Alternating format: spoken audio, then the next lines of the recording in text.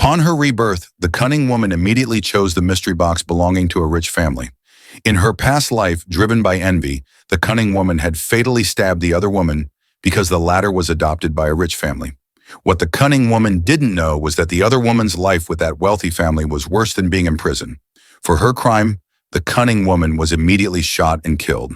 When the protagonist woman opened her eyes again, she had returned to the moment when she and the others were about to choose a mystery box that would determine their adoptive family.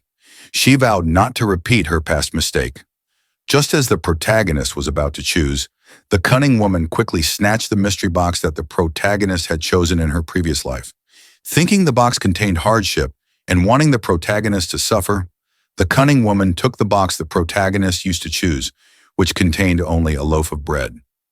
The cunning woman smugly declared that this less fortunate choice was more fitting for the protagonist. The cunning woman was unaware that the protagonist's adoptive family from her past life, the farmers, were actually the wealthiest people in the country and were only pretending to be poor to test the character of the child they would adopt. Nonetheless, the protagonist, whose only wish was to experience a happy and loving family, happily accepted them.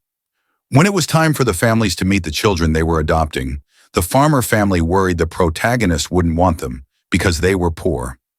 The other rich families present openly mocked the farmers. They questioned the orphanage manager for allowing someone of such a low status to adopt. The manager simply stated that not everyone's status is the same, yet the protagonist still joyfully embraced her new parents, which made them incredibly happy. When the new parents came to pick them up, they brought the protagonist's two new older brothers, and they arrived in a tractor. Despite the humble mode of transport, the protagonist happily waved at her new family as they approached, while the cunning woman stood by, constantly mocking her.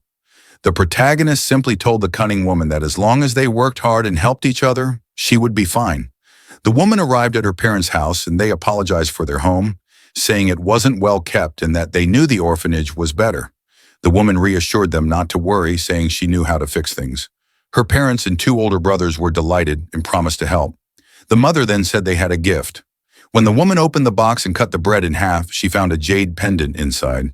To ease her concern, her two older brothers showed her their own matching jade pendants.